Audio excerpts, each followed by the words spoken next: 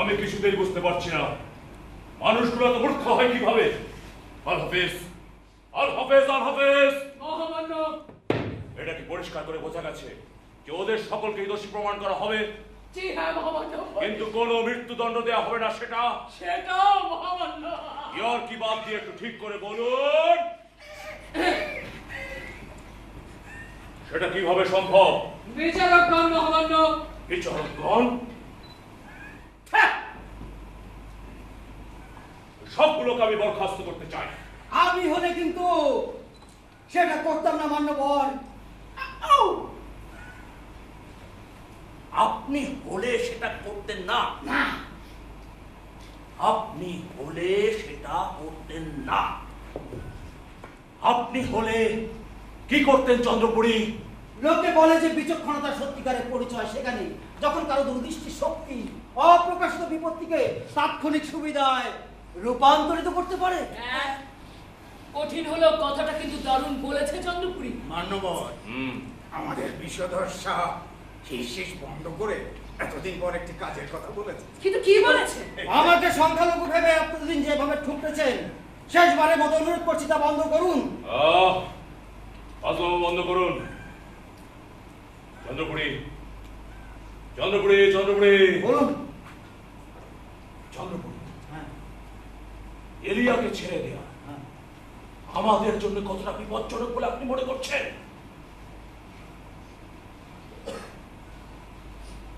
অতটা নয় মান্যবর। তাহলে কতটা? কতটা? আমি হলে মানলাম মোহাম্মদ ইলিয়াকে সরিয়ে দিতাম না পৃথিবী থেকে, কি করতেন? কি করতেন? মুক্ত করে দিতাম না বন্দি অবস্থা থেকে। তাহলে কি করতেন? এখানেই তার ঝুলে থাকার ব্যবস্থা করতাম, যাকে বলে না ঘরকা না ঘাটকা। মনে হলো সারা জীবনের জন্য নির্জন কারাগার। আপনি যদি সেভাবেই বলতে চান সবচেয়ে, আপনিও তো বোধহয় সেভাবেই বলছিলেন চন্দ্রপুরী। ভেবে দেখেন কতটা লাভজনক হবে আমাদের জন্য। একজন জঘন্য চক্রান্তকারী সত্যি সত্যি দোষী প্রমাণিত হলো, ফাঁসির আদেশ দিয়ে তাকে পাঠানো হলো জেলে, কিন্তু এই মহামতি কামরান শাহ দিলেন দয়ার কারণে ফাঁসির বদলে তাকে দেওয়া হলো আজীবন কারাদণ্ড।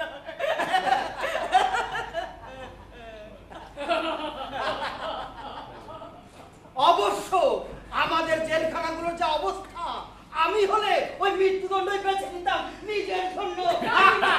তাহলে চলুন হয়ে হয়ে যাক। তাছাড়া এতে করে ওই মাল্লা মিলিয়ে আবার সবকিছু নতুন করে ভেবে দেখার একটা সুযোগ পাবে। শুধু সেটাই বা কেন, সে হয়তো অনুশোচনা এবং আত্মশুদ্ধিরও সুযোগ পাবে। তাছাড়া তার মতো একটা লোক যদি আমাদের পক্ষে থাকে, আমাদের কত সুবিধা, তাই না? বলুন বলুন বলুন। আল হাফিজ, আল হাফিজ। আমরা ছাড়া তো অন্য কোনো পক্ষ নেই, আর আমরাই তো সব সময় একমাত্র পক্ষ, তাই না? আমার স্বীকার করতেই হচ্ছে, এটাই আসলে বাস্তবতা। হ্যাঁ, স্বীকার, স্বীকারোক্তি বটে। আব্বাস, বলুন মহামান্য। আব্বাস, আব্বাস, আব্বাস, ইলিয়ার কাছ থেকে কেউ যদি স্বীকারোক্তি আদায় করাতে পারে, সে হচ্ছে আপনি। কিন্তু মান্যবর, আমার জন্য এটা কোনো কিন্তু নয়, কথা বলুন তার সাথে। দরকার হলে টপ ফেলুন, কিন্তু স্বীকারোক্তি আদায় করাবার চাই। কিভাবে আদায় করবেন সেটা আমি জানি না, কিন্তু স্বীকারোক্তি আদায় করাবার চাই, বুঝেছেন? জি হ্যাঁ, জি হ্যাঁ, জি হ্যাঁ। এই হাফিজ, এই বুঝাও। জি হ্যাঁ, জি হ্যাঁ। কিভাবে আদায় করবেন সেটা আমরা জানি না, স্বীকারোক্তি আমাদের চাই, বুঝেছেন? যে যাই বলুন না কেন, এ মহামতি কামরান শাহের টাকা প্রতিমা প্রতিভা, প্রতিভা। এই যে আমি প্রতিভা।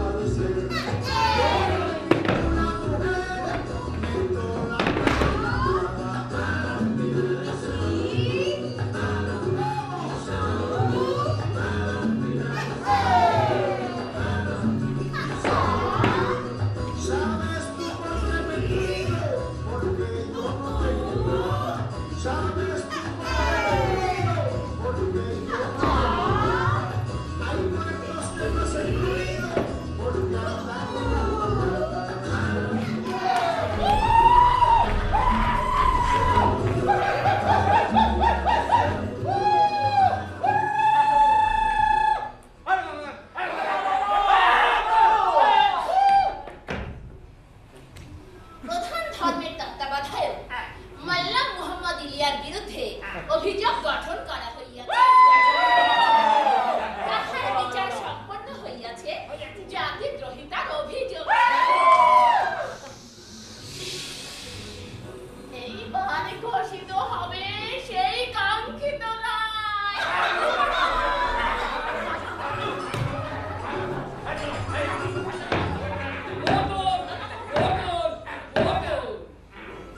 মহামান্য সুপ্রিম কোর্ট মাল্লাম মুহাম্মদ ইলিয়াকে মৃত্যুদণ্ড প্রদান করিয়াছে।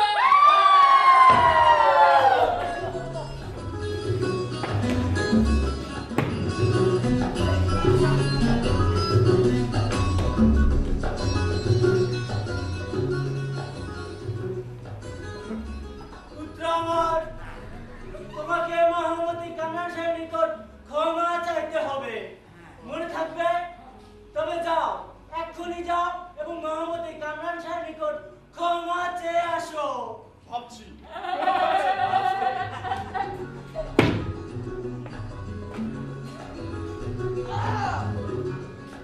ফাঁসির মঞ্চে নেওয়ার আগ মুহূর্তে মাল্লাম মোহাম্মদ ইলিয়া একটি হৃদয় বিদারক ভাষায় এবং মর্মান্তিক অঙ্গভঙ্গিতে স্বীকারোক্তিমূলক জবানবন্দি দেয় এবং তার ফলে মোহাম্মদী কামরান শাহকে হত্যা করার ব্যর্থ প্রচেষ্টায় জড়িত থাকা সন্দেহ নিয়ে যে ভ্রান্ত জাল সৃষ্টি হয়েছিল তা দূর দূর দূর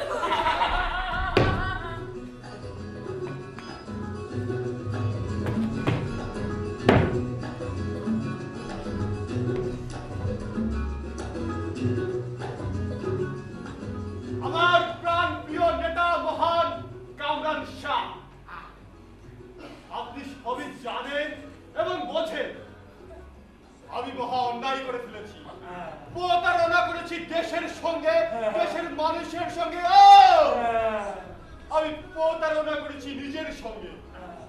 আমাকে ক্ষমা করুন, ক্ষমা করুন।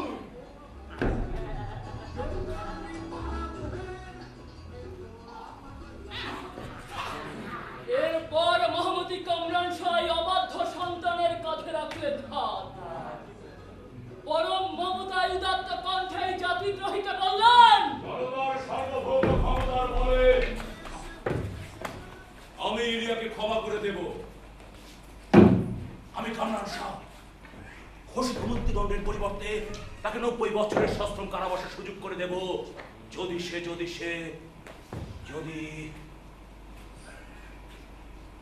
হ্যাঁ বস, বলুন মান্যবর। আপনি এক্ষুনি যাবেন ইলিয়ার কারাগারে, তার সমস্ত কুকর্মের কথা স্বীকার করিয়ে তাকে একটা উন্মুক্ত স্বীকারোক্তি দিতে রাজি করাবেন। কিভাবে আদায় করবেন সেটা আমি জানি না, কিন্তু স্বীকারোক্তি আদায় করা আমার চাই, বুঝেছেন? জি মহামান্য। জি জি জি জি জি জি জি জি বস, বলুন মহামান্য। বস বস বস, আপনি আসলে খুঁজে বের করার চেষ্টা করবেন ইলিয়া আসলেই কতটুকু জানে। আমি কি বলতে চাচ্ছি আপনি বুঝতে পারছেন? জি হ্যাঁ। জি হ্যাঁ, জি হ্যাঁ। এই হাফিজ, এই জি হ্যাঁ, জি হ্যাঁ, বুঝাও বুঝাও। জি হ্যাঁ, জি হ্যাঁ। স্বীকারোক্তি।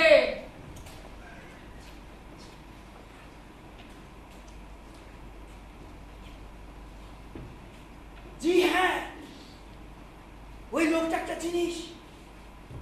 কার কথা বলছেন? আপনার পথটি বড় কঠিন আব্বাস, বড় কঠিন। আপনার সাফল্যে আমার এতটুকু ঈর্ষা নেই, কিন্তু আপনার দেখানো পথে হাঁটতে চাই না, তার চেয়ে উদ্দেশ্যহীনভাবে হাঁটাও ভালো। চন্দ্রপুরী, মহামান্য কামরান শাহ আমাকে কি বলেছেন আপনি সেটা শুনেছেন? তিনি আমাকে শুধুমাত্র ইলিয়ার কাছ থেকে স্বীকারোক্তি আদায় করতে বলেননি, তিনি আমাকে হুকুম করেছেন। নিঃসন্দেহে আপনি আপনার মহামানের হুকুম পালন করবেন। সেই ছেলেবেলা থেকে যাকে লালন পালন করে বড় করলেন, যদি তাকে বিক্রি করে দেওয়ার হুকুম হয়, তাও এই যুবক পৃথিবীর যে কোনো ব্যক্তির চেয়ে বেশি বিশ্বাস এবং শ্রদ্ধা করে আপনাকে। এটা আমার জন্য খুবই স্বস্তিদায়ক যে আমি আপনার ধর্মের অনুসারী নই আব্বাস। চন্দ্রপুরী, আমি আপনাকে একজন মনীষীর বাণী শোনাই, বলুন। আপাতত সেটাই যথেষ্ট। তিনি বলেছেন, আমরা জগৎ সংসারের কাজগুলো এমন ভাবে সম্পাদন করি যেন পুরুষানুক্রমে তা আমাদের উপর পড়তেছে। আর পরকালের কাজগুলো সেগুলো এমন ভাবে করি যেন আগামীকালই আমরা সেখানে যাচ্ছি। পরলোক নয়, আপাতত আপনি জেলখানাতেই যান, সেখানে মাল্লা মোহাম্মদ ইলিয়া আপনার অপেক্ষাতেই আছেন।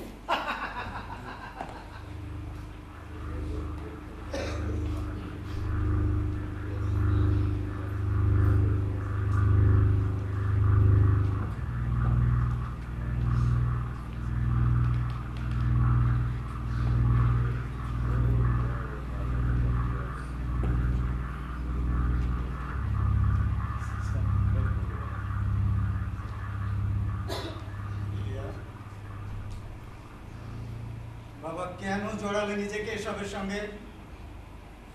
আপনি তো শিখিয়েছেন অন্যায়ের প্রতিবাদ করতে। কিন্তু তার একটা সীমা আছে বাবা, আর নিজেদের মঙ্গলের স্বার্থে সবসময় সে সীমা অতিক্রম করা যায় না। রাষ্ট্রের প্রভাবশালী আসনে যারা বসে আছে তাদের দুর্নীতির কথা বলেছি আমি দেশের সবচেয়ে বড় ধর্মীয় সভা থেকে। আমি কথা বলেছি অবাধ গ্রেপ্তার, বিচারের আগে কারাদণ্ড প্রদান, এই সব স্বৈরাচারী ক্রিয়াকর্মের বিরুদ্ধে আমি কথা বলেছি, সবাই তা জানে। অথচ আমার বিরুদ্ধে অভিযোগ আনা হয়েছে আমি হত্যার চক্রান্তে জড়িত ছিলাম।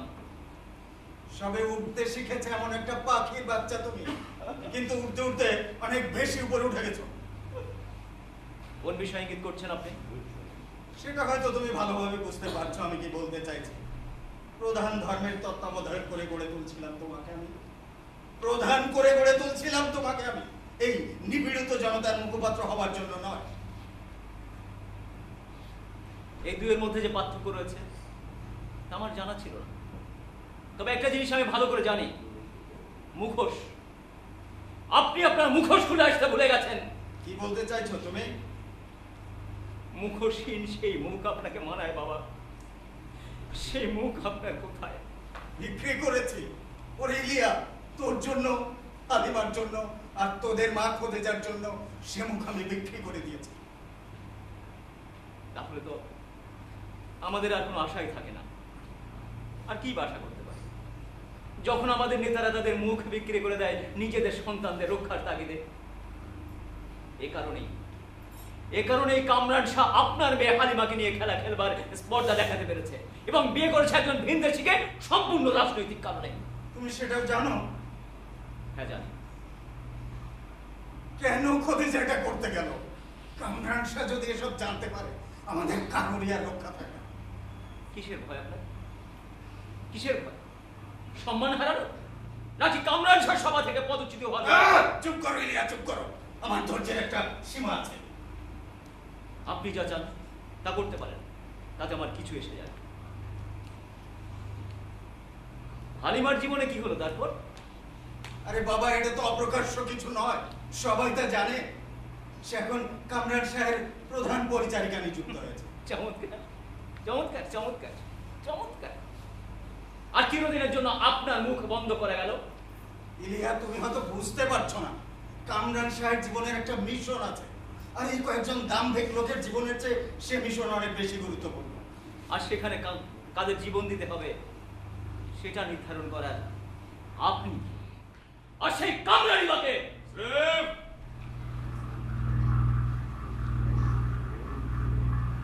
স্রেফ একটা মানুষ এলিয়া, ঠিক তোমার মতো, কিন্তু একজন সংগ্রামী এবং সর্বোপরি পথ খাওয়া মানুষ। পার্থক্য, আমার শরীরে রন্ধ্রে রন্ধ্রে যে পারো তা অত্যন্ত ভয়ঙ্কর। কি ঔদ্ধত্য! অন্যের জীবনের উপরে কর্তৃত্বের অধিকার এতেই জন্মে গেছে আপনার। আমি জানি যে আমার জানার মধ্যে অনেক ভুল ছিল এবং ভবিষ্যতে আমি আরো বেশ কিছু ভুল করবো, কেননা আমার জানা এবং আমার শক্তিশালী হয়ে ওঠা কখনোই থামবে না। আর যার দরুন আমার চারপাশ ঘিরে রেখেছি অসম্ভব কিছু মেধাবী মানুষের দ্বারা। আপনার চারপাশ আপনি ঘিরে রেখেছেন কতগুলো তুষামুদে উপদেষ্টা দিয়ে। ইলিয়া, ইলিয়া, ইলিয়া, ঈর্ষান্বিত হয়ে কথা বলছে ইলিয়া, সাবধান। মান্যবর কামরান শাহ, একটু ধৈর্য ধরুন। আপনি একটু চুপ করুন।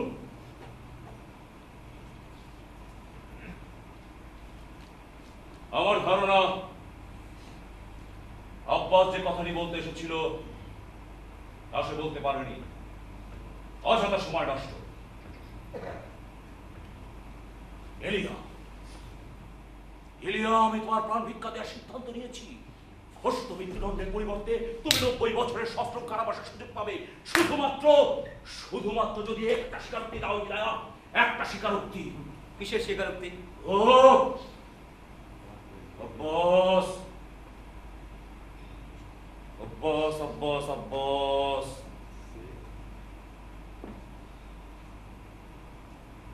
আগামীকাল ভোরে ইনার কাউন্সিলের একটা অধিবেশন ডাকা হয়েছে। অধিবেশনে সকলের সামনে দাঁড়িয়ে তুমি তোমার স্বীকারোক্তি প্রদান করবে। তারপর ধরো এমন কিছু একটা বলবে, ধরো তুমি বয়সে তরুণ ছিলে, অথবা অথবা অথবা অথবা অনভিজ্ঞ ছিলে, অথবা যদি দোষটা অন্য কারো উপর চাপিয়ে দাও। তোমার বাবার দেয়া কোনো উপদেশ অবশ্যই নাশকতামূলক সে উপদেশ।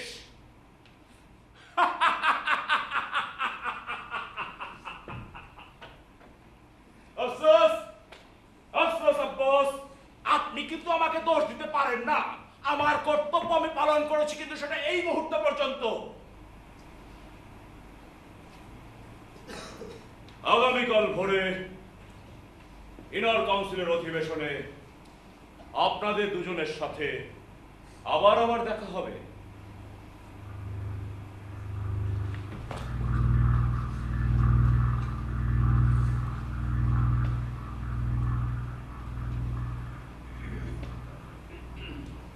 এটাই ছিল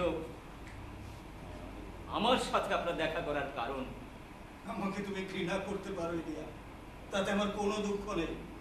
আমার এটুকুই শান্তি যে আমার দায়িত্ব সম্পাদন হয়েছে। একটি নতুন প্রজন্মের উত্থান আমি লক্ষ্য করেছি।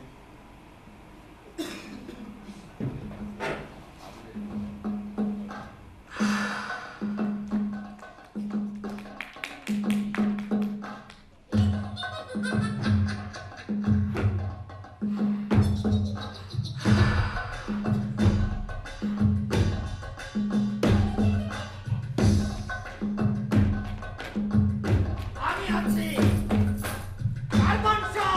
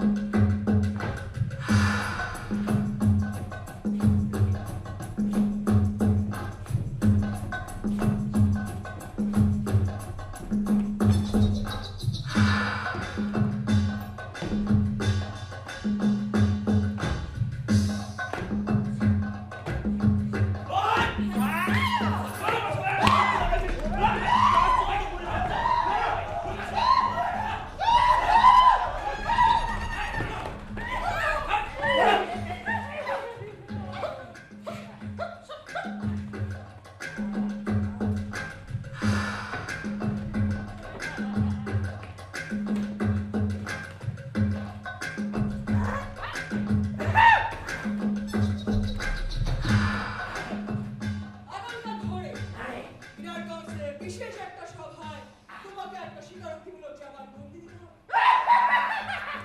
এই ধরো, তুমি বলবে তোমার বয়স ছিল 12, 14, 14, 14। 14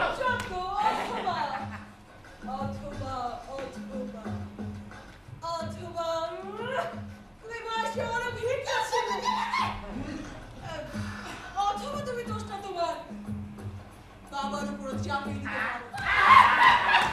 আফসোস আব্বাস, আমি আমার কর্তব্য পালন করেছি ঠিক এই মুহূর্ত পর্যন্ত। আগামীকাল ইনার কাউন্সিলের সভায় আপনাদের দুজনের সাথে আবার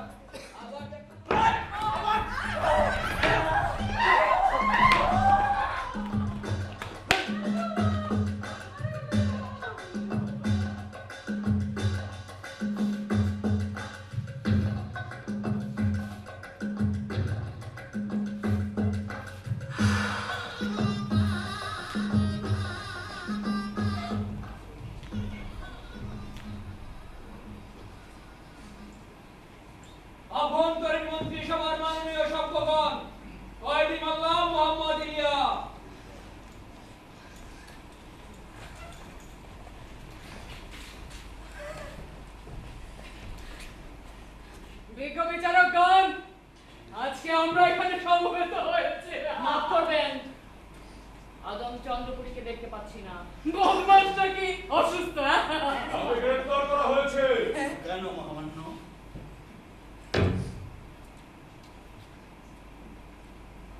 গোয়েন্দা বাহিনীর গোপন সংবাদদাতারা যথেষ্ট প্রমাণ সংগ্রহ করেছেন, যা থেকে এটা প্রমাণিত হয় যে চন্দ্রপুরী একটা গোপন নাট্য সংগঠনের নেতৃত্ব দিতেন, যারা গ্রামে গঞ্জে ঘুরে ঘুরে সাধারণ গ্রামবাসী এবং কৃষকদের মাঝে নোংরা ছদ্ম অভিনয়ের মাধ্যমে তাদের আকৃষ্ট করত এবং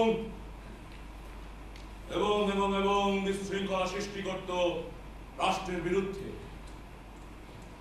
চন্দ্রপুরীরও শীঘ্রই বিচার করা হবে। চমৎকার। আল্লাহ হাফেজ। মোল্লা মোহাম্মদ ইলিয়া, আপনি কি আপনার দোষ স্বীকার করছেন?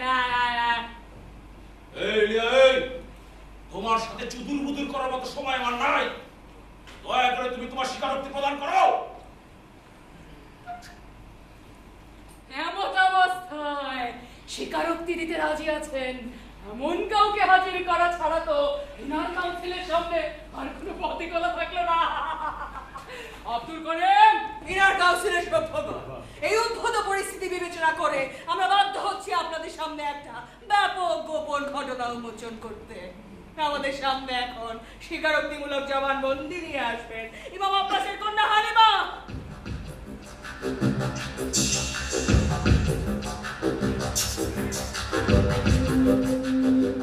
আব্বাসের কন্যা, তুমি দেশবাসীর সামনে দাঁড়িয়েছো, তোমার স্বীকারোক্তি আমরা শুনবো। গত রাতে আমাদের যা যা বলেছো এই কোর্টের সামনে ঠিক তাই তাই বলতে হবে, বুঝেছো? গত রাতে তুমি আমাদের সাথে কথা বলেছো কি বলনি? বলেছি।